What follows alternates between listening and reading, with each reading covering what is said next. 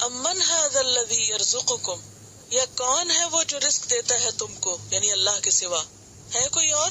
ان امسک رزقہ، اگر وہ روک لے اپنا رزق، وہ نہ برسائے بارش، وہ قحط مسلط کر دے تم پر، کون تمہاری فصلیں اگائے گا، کون تمہیں پانی پلائے گا؟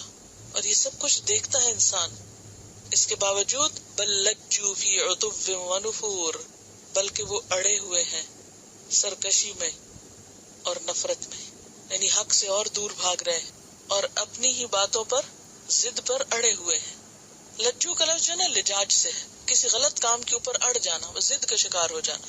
لجا کہتے ہیں پانی کی گہرائی کو، بحر لجی پیچھے پڑ چکے ہیں، یعنی اتنی کھلی کھلی نشانیاں دیکھ کر بھی جو نہیں مانتے، تو اس کی بنیادی وجہ کیا ہے کہ وہ ضد کا شکار ہے، ضد کی وجہ سے وہ اپنی ہٹ دھرمی پہ اڑے ہوئے ہیں۔ حالانکہ بات یہ ہے کہ آسمان و زمین میں اللہ کے سوا کوئی اور رازق نہیں۔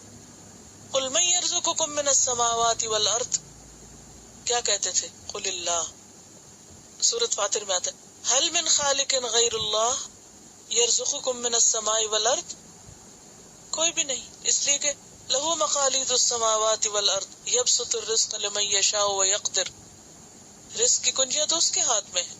اللہ لطیف بعبادہ یرزق من یشاء وہو القوی العزیز، لیکن اس کے باوجود لوگ اللہ کو چھوڑ کر اوروں کی طرف رجوع کرتے ہیں رزق کے معاملے میں۔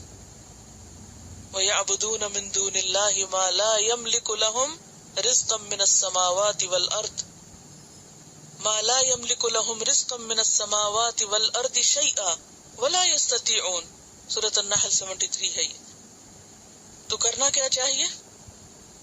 فَابْتَغُوا عِندَ اللَّهِ الرِّزْقَ، رزق اللہ کے پاس تلاش کرنا چاہیے۔